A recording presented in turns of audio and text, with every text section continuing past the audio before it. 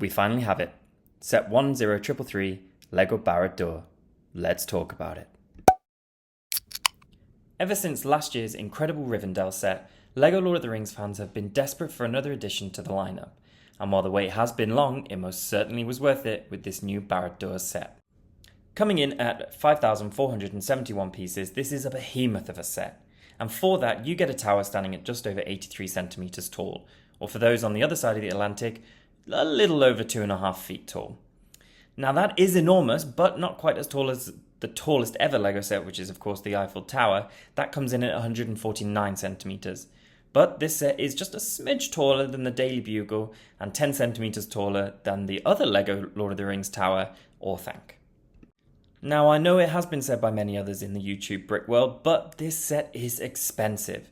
Very expensive. £400 or $460 places this set comfortably within the most costly LEGO sets ever. Now that is a big deal. When Rivendell was released last year, it was seen by LEGO as a way to test the waters for a revival of the Lord of the Rings theme, and that set was extremely popular among the community. So I had hoped that we would get more sets at more affordable prices. Again, this has been discussed at length by other creators, but I will just echo their comments. Please LEGO, give us more sets at more affordable prices for this theme next year. Back to the set at hand. Now the tower is in fact modular and you can take it apart into several different sections, and I'll be showing you these later. But first of all, let's just start with the overall impression of this tower. I adore the way that they've used the rockwork all snaking around the tower, really staying true to the way that it was portrayed in the movies. Now, the tower, of course, has the highlight of Sauron's eye right at the very top, and it is actually lit up. You can use a light brick, but it's not too easy to see, and I think that the light brick is not necessarily the best inclusion when you think about the overall effect. But one effect I do enjoy is the way that they've created the lava, and that brings us on to the first of the modular sections, the bottom section. Now, the way that they've done this using the yellow, the trans yellow, the oranges and the trans orange tiles has really given it that sort of glowing lava effect. And then in addition to that, the designers have used reddish brown and medium brown at the bottom of the black structure itself, not only to just break up the monotony of the fact that it's just a pure black tower, but it gives it that effect of a reflection of the glow from the lava. Really fantastic thought process, really great detail. And the way that they've done the drawbridge, fantastic. Now there is a play feature here. You can open and close the main doors by twisting a piece on the rockwork on the side, which is not that inconspicuous, but beggars can't be choosers, and it's a nice play feature to have. To the back of this section, I have to say I just wish there was a little bit more involved. I think it's a huge space and it just seems a little bit empty with all of the open spaces. Now I do understand that they have to have the mechanism for the door and that needs space, and the Technic pieces need to be there, but I do think it makes it look a little bit clunky, a little bit messy, but that's just a personal opinion. I know some people will probably really enjoy this. Now on the left hand side you've got a classic LEGO skeleton in a cage, probably predicting some poor soul, maybe a soldier of Gondor who's ended up in Mordor and has been left to rot in the dungeons of Barad-dûr. And again, there's another play feature where if you turn this gear on the side, you can raise or lower this cage into the lava. Now on the right hand side, this is Barad-dûr's armory. And again, I just think there could have been a bit more included. But what is very nice about this is the inclusion of the new helmet molds. And the designers chose to use a multi-pack here. So we actually have 4 new molds for orc helmets in this set, but there's 2 main molds and then 2 molds for Sam and Frodo. Now the 2 main molds, we actually get 3 copies of each of those molds, and you can see some here. There's also the shield pieces, there's some weapons down here, and there's actually a nice little forge with an anvil next to it. Again, overall a great build, but I just wish there was a little bit more going on.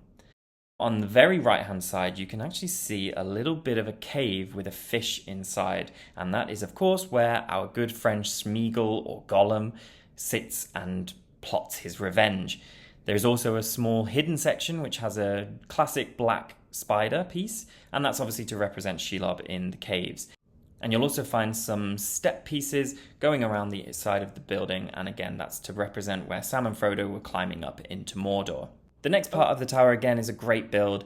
I know some people have commented on the fact that there's also lava reflection on this layer, and it doesn't quite make sense when you think about how the light would actually reflect off the lava, but without it, it would be a pretty plain black tower. So this gives it some character, a little bit of color to break it up. So actually I think it's a great inclusion. Now you also see that they start to use the forced perspective here to make the tower seem even bigger.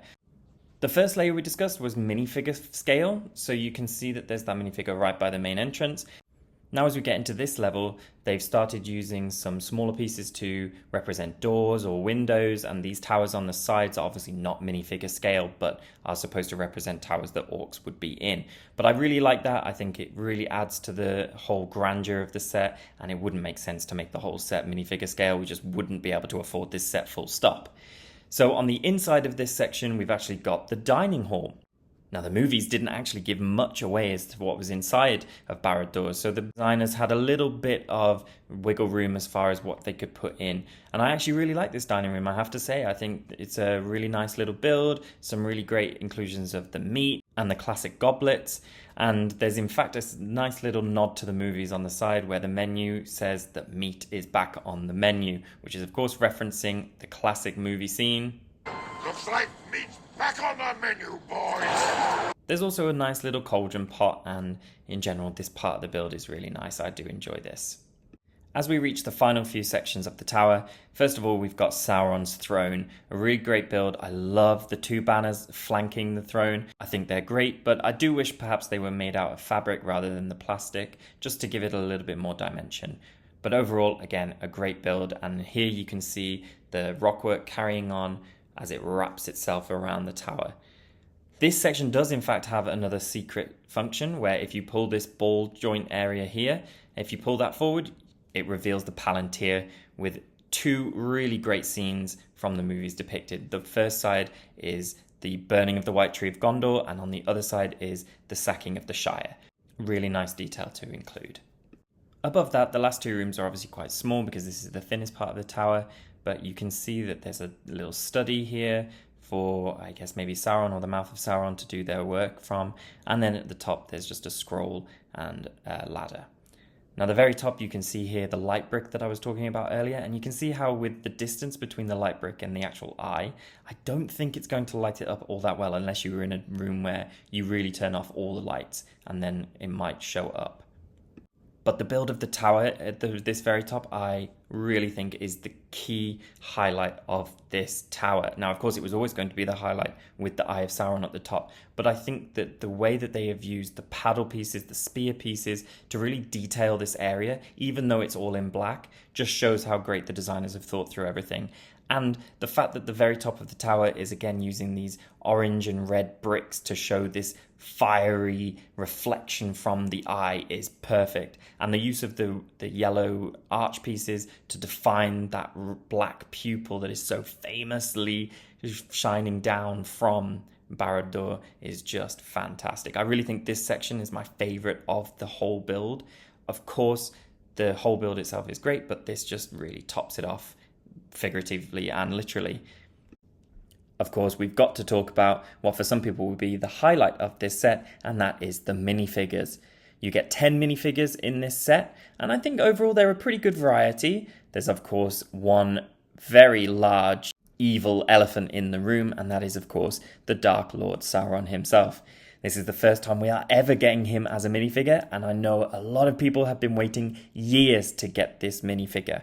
I think overall it's a fantastic minifigure. The molded helmet and shoulders are great. I like the fact that they are rubberized. I think that's a great choice. Now, I know some people have commented thinking that it would be better if the designers had used the Avatar arms and legs to make him taller than the other figures, but I actually don't think it's too necessary. I think sometimes using those parts can make a minifigure look a little bit silly. So I'm glad that they stuck with the normal proportions here. Unfortunately, the Frodo and Sam from this set are not unique. They're the same ones that we got in Rivendell last year, so that's a little bit of a shame for such an expensive set. There is a new Gollum and a new face print for Gollum. I really like this sort of Legoified version of Gollum as to the one that we had in the past. And the orcs overall, they're okay. I think that having so many orcs was a choice. I think that some people will appreciate it, some people won't. I personally wish we'd had some more named characters rather than 4 unnamed orcs. Now, there is, of course, one named orc in this set, and that is Gothmog. And I have to say, I love this figure. In fact, I think that he is, in fact, my favourite. And he was always one of my favourites from the movies. I think his scenes at the Battle of Minas Tirith are just some of the highlights of the series for me. So it's a great inclusion. And the way that they've really captured that gross essence of his face in the printing is fantastic. There's also a Mouth of Sauron minifigure, and while it is not technically a new figure, we've had one in the past, this is a revamped version of the Mouth of Sauron with some new printing and a new head mold. Again, I think overall, great minifigure lineup. I wish there was maybe a little bit more variety, perhaps not so many orcs, but that's just my opinion. I think some people will think that it's a great inclusion to have so many orcs. So overall, my thoughts on this set are it is a beautiful, beautiful set. I think it would be really enjoyable to build. I think from what we've seen from some of the LEGO insiders who have already got access to the build, it's going to be a fun build if you are able to afford this set. But that is the key problem with this set. It's another LEGO Lord of the Rings set, over £400. This is not in the budget of the average LEGO fan, and I do appreciate that they're trying to go for the more mature sort of display models, so of course that means the piece count is going to have to be higher, but I do wish that we had some smaller sets, whether that be battle packs or maybe something like the Shire, like Bag End. That could be a really great sort of £100 to £200 set, more attainable for most LEGO fans, and I just wish that LEGO wouldn't make every 18 plus set so expensive. But like I said, overall, I think an amazing set, a great addition to the lineup with Rivendell. I think that if this sells well, LEGO really have no choice but to give us more sets. Now, in the closing remarks, I also want to just quickly touch on the gift with purchase for this set. It's going to be available for a very short amount of time, and I just think it's a bit of a letdown. I mean, when there was some rumours going around that it might be the Fell Beast, it might be the Witch King, I was getting quite excited, but this I just think is meh. You know, the build itself is okay, there's some nice new wing parts, but the face in this build just lets it down, and I know many people have said that, but it's just so lacking in detail. But it is nice to have it. It's a great inclusion as far as a free gift with purchase. I just wish it was available maybe a little bit longer, or they just put a little bit more detail into it. But overall, I think it's a good set. If you've got the money, definitely get it, and I think it gets 4.5 rings of power out of 5. Thank you for listening. I hope you've enjoyed my opinions, and remember to like and subscribe to push me up in the algorithm and get me noticed. Thank you for listening. See you next time.